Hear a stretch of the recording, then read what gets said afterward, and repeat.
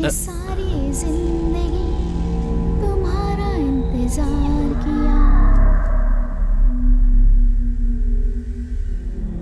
कौन है यहाँ?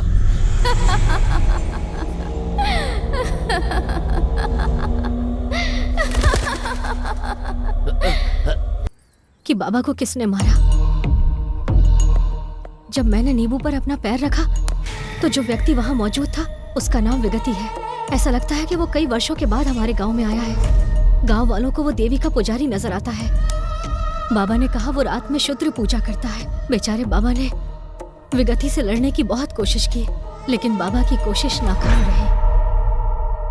मैं तुम्हारे लिए कोई भी जोखिम उठा सकता हूँ। लेकिन ऐसा कोई जोखिम मत लो कि मैं तुम्हें खो दूं। आया, उसके बारे में आप कुछ बता सकती हैं? तुम्हारा बेटा इस शुक्रवार को वापस आ जाएगा। वो गलत संगत के कारण गलत रास्ता अपना रहा है, उसका ध्यान रखो। जब किसी पर कोई मुसीबत आती थी तो गांव के लोग अपनी समस्याएं मेरी माँ को बताते थे। कपूर से देवी का पूजन करने से वो शांत हो जाती थी और माँ हल्दी वाला पानी पीती थी। इस रहस्य को आप कितना छिपा पाएंगे कुमार? अगर राजेश्वरी गर्भवती नहीं हुई तो पूरा गांव आपके बारे में जान जाएगा। मैं जितने अत्याचार करता हूँ ना, उससे कोई भी आत्महत्या के लिए मजबूर हो जाए। राजेश्वरी अगर आत्महत्या कर ले तो वो दाग भी आपके ऊपर ही लगेगा, पर अगर उसे शूद्र पूजा से निर्ममता से मार दिया जाए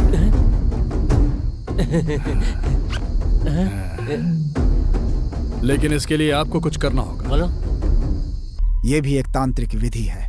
विगति ने भी मेरी माँ के साथ ऐसा ही किया। मेरी माँ के जन्म का समय, उनकी शारीरिक मुद्राएं और देवी का स्वरूप, इन सभी चीजों ने विगति को आकर्षित किया। क्लीं बगुलामुखी।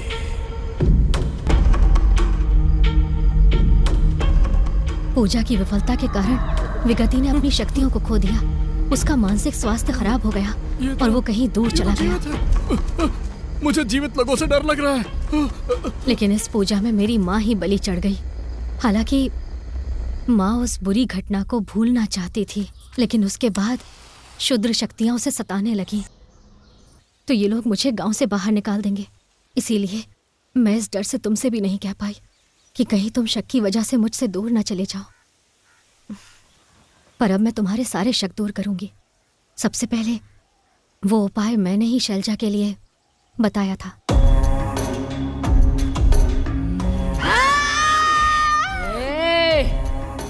अपना नाटक बंद कर। बाबा का इससे कोई लेना देना नहीं है। दूसरा सवाल यह है कि बाबा की मौत कैसे हुई। मैं बाबा से उस दिन मिली जिस दिन उनकी मौत हुई। मैंने बताया पिछले दिन मैंने एक नींबू पर पैर रखा था जिससे मुझे रात में बहुत परेशानी हुई।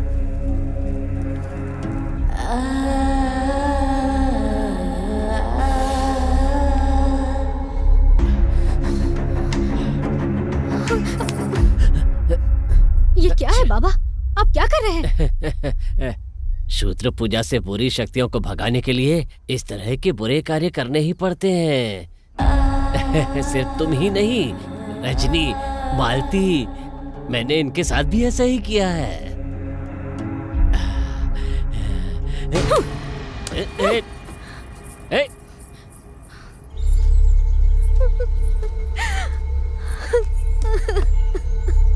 मैंने हमेशा बाबा को एक पिता और शुभचिंतक के रूप में माना था, लेकिन मुझे जब विश्वास जीतकर उनका धोखा देने का तरीका समझ में आया तो मैं बर्दाश्त नहीं कर पाई।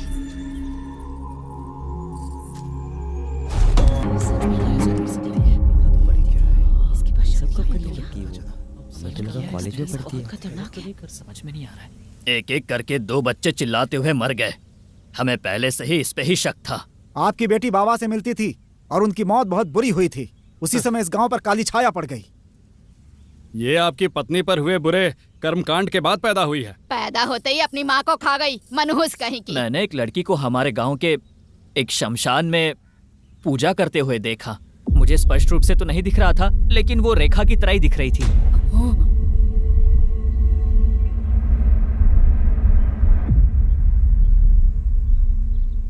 कुमार, हमारे गांव की परंपरा के अनुसार जो भी होता है हम उनका समाधान करते हैं। पुलिस और कानून को हम इस गांव में आने नहीं देते। ये हमारी पंचायत है। आपने सुना है उन्होंने क्या कहा है? क्या आपके पास कोई जवाब है? तुम अपना मुंह नहीं खोल सकते, लेकिन मन ही मन गायत्री मंत्र का जाप करो। अपने सारे भय और संदेह दूर करो और अपने हृदय में देवी से दया की प्रार्थना करो। शंकर और चंडी स्वामी भी रेखा के लिए देवी गायत्री की पूजा कर रहे हैं। यहाँ तक कि उनकी पूजा का फल भी तुम्हें ही मिलेगा।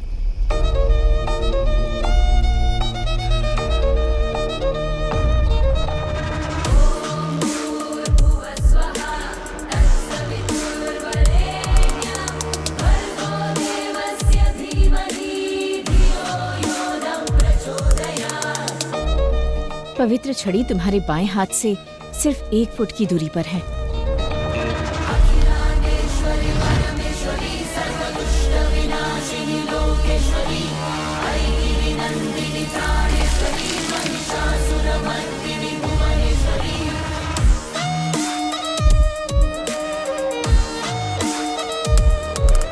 जब विगति मंत्र पढ़ रहा हो तो उसके चेहरे पर छड़ी से प्रहार करो।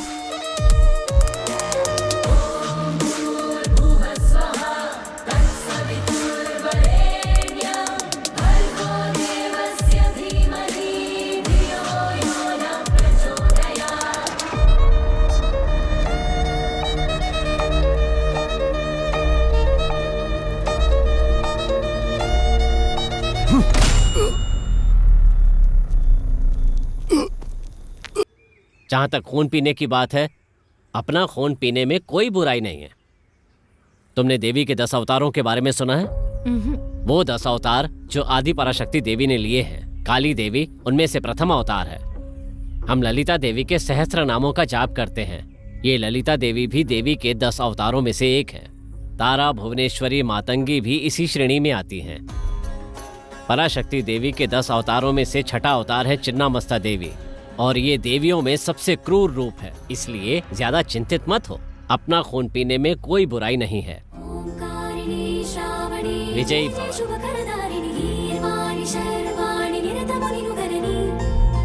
शालिनी